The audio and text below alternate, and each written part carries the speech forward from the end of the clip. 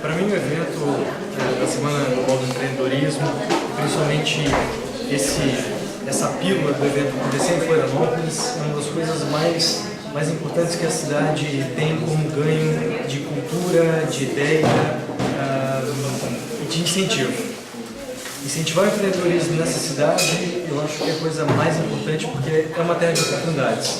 E como uma terra de oportunidades, a gente precisa reunir cabeças que consigam pensar ideias, gerar conceitos, conectar interesses em torno de uma causa, em torno de um objetivo comum. Para mim é um prazer gigantesco participar desse evento e espero que esse tipo de evento aconteça várias vezes e que as ideias que a gente gerou aqui se multipliquem, ganhem força e ganhem a cara de novas empresas, novos empreendimentos. Muito obrigado, é um prazer gigantesco participar aqui do Empreende Floripa na Semana Global do Empreendedorismo.